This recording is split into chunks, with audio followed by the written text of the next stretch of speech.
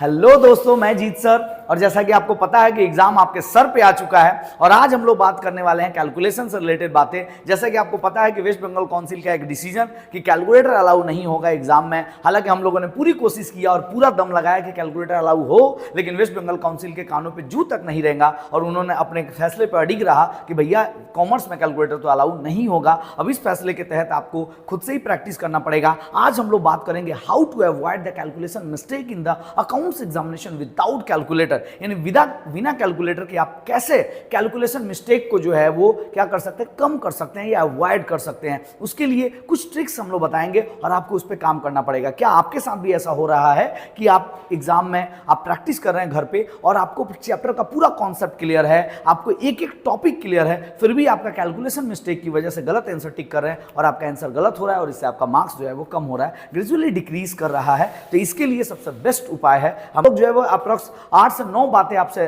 बताएंगे और उस पर अगर आप फॉलो करते हैं तो आपका जो है वो कैलकुलेशन मिस्टेक बहुत हद तक क्या हो जाएगा, कम हो जाएगा। लेकिन इससे पहले सबसे पहले यहां भी आपको एक चैलेंज एक्सेप्ट करना होगा और ये चैलेंज है आज का कि आज से यानी जो लोग ये वीडियो देख रहे हैं आज से 15 दिन तक आप किसी भी कैलकुलेशन के लिए कैलकुलेटर और मोबाइल का इस्तेमाल बिल्कुल भी नहीं करेंगे, यानी टच भी नहीं करेंगे। चाहे कुछ भी हो जाए, कितना भी जल्दी हो, लेकिन कैलकुलेटर और मोबाइल को छुएंगे नहीं आज से लेकर 15 दिन तक कैलकुलेशन के लिए। तो ये पहला अगर चैलेंज एक्सेप्ट करते हैं तभी हम लोग वीडियो को आगे बढ़ेंगे। तो अगर चैलेंज एक्सेप्ट है तो कॉमेंट बॉक्स में एग्री लिखिए, है ना, थंब का सिंबल दीजिए ताकि हमको पता चले कि आप हमारे इस चैलेंज को एक्सेप्ट करते हैं कि सर मोबाइल टच भी नहीं करेंगे कैलकुलेशन के लिए और कैलकुलेटर के लिए, तभी आपका इंप्रूव हो पाएगा। तो आइए बात करते हैं किन किन तरीकों से आप अपने कैलकुलेशन को इंप्रूव कर सकते हैं और सिली मिस्टेक को कम कर सकते हैं। तो सबसे पहले आपको करना यह है कि आपको एक रफ पेज लेना है, ठीक है, और रफ पेज को बीच से मोड़ देना है, यानी बीच से 2 पार्ट डिवाइड करना है। एग्जाम में भी आप यही तरीका फॉलो करेंगे,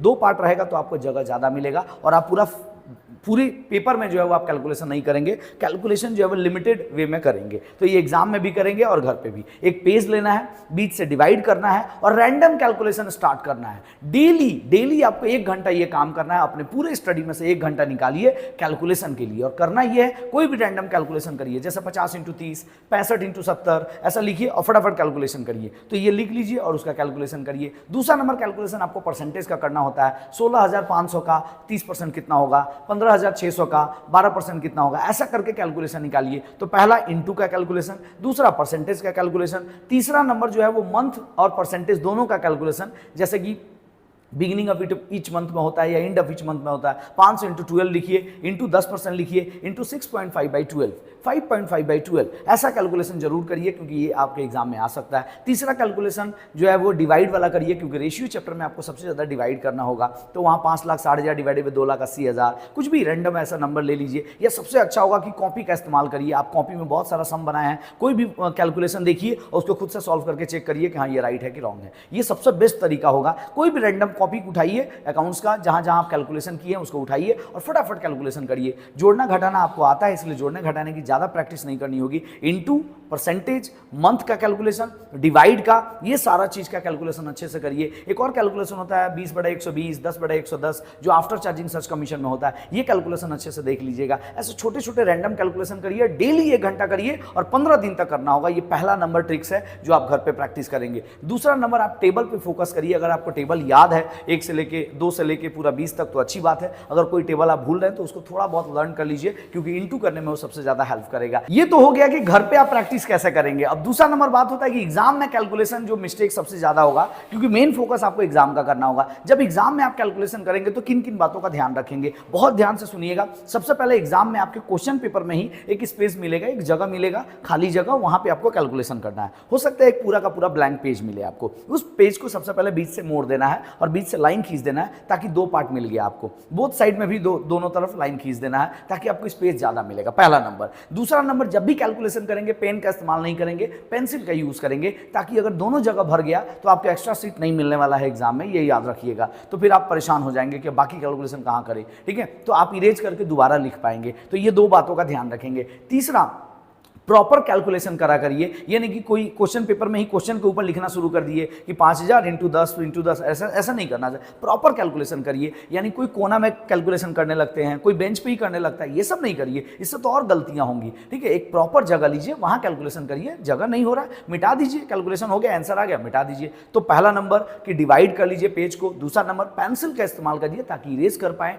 तीसरा नंबर बात होगा कि आप कैलकुलेशन एक प्रॉपर जगह में करिए, बेंच पे या किसी स्केल के ऊपर ही कैलकुलेशन करने लगे, या क्वेश्चन में कोई कोना ढूंढ लिया, कोई क्वेश्चन पेपर का कोना पे ही करने लगे, ऐसा बिल्कुल नहीं करेंगे। तो ये ध्यान रखेंगे। चौथा नंबर है कि स्लो कैलकुलेशन करेंगे। बहुत जल्दी में रहते हैं आप, ठीक है, और ये कैलकुलेशन के टाइम, क्वेश्चन के टाइम जल्दी करते हैं वो तो चलता है, लेकिन कैलकुलेशन के टाइम बिल्कुल फास्ट कैलकुलेशन ना करें। आपको लगता है एकदम फटाफट फास्ट कैलकुलेशन करके टिक मार देंगे, इसी की वजह से गलतियां होती है। तो कैलकुलेशन हमेशा स्लो करिए, पहला नंबर। और दूसरा नंबर उसी के साथ याद रखिएगा कि 2 बार अपने कैलकुलेशन को चेक करा करो, 2 बार चेक करिए, वरना गलत आंसर आएगा। और आपको पता है एमसीक्यू में आपने इस बात का ध्यान दिया होगा कि जो आप गलती करते हो ना, गलत कर सकते हो, वो भी ऑप्शन में दिया रहता है कि बच्चे ये गलती कर सकता है क्या, ये भी ऑप्शन में दे दो। तो फिर ऑप्शन में तो आपको मिल ही जाएगा वो गलती, फिर आप टिक मार के निकल जाएंगे। आपका कॉन्फिडेंस बूस्ट रहता है कि देखो मेरा जो आंसर आया वो तो ऑप्शन में है ही। ऐसा बिल्कुल नहीं है कि जो आंसर आ रहा है वो ऑप्शन में है मतलब आप राइट हैं। ठीक है, तो 2 बार कैलकुलेशन चेक करिए, स्लो कैलकुलेशन करिए, इस बात का ध्यान रखिए।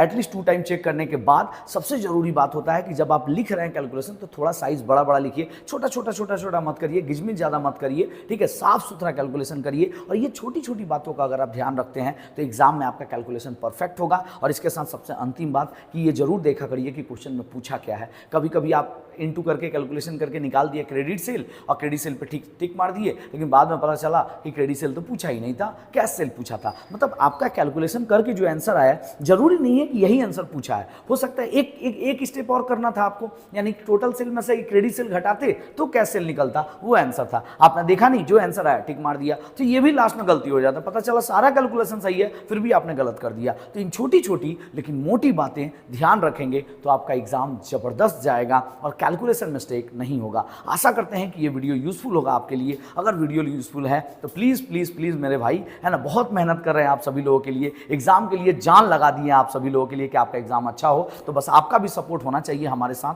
है ना। अपने सारे दोस्तों के साथ शेयर करिए, अभी लाइक करिए। और अगर आपको मंजूर है ये सारे स्टेप आप फॉलो करोगे आज से लेकर 15 दिन तक, अगर आप हमारे साथ हैं तो नीचे कमेंट बॉक्स में एग्री लिखिए और थंब का सिंबल दीजिए। और आगे बढ़ते हैं नेक्स्ट वीडियो में, तब तक के बहुत बहुत धन्यवाद। Thank you.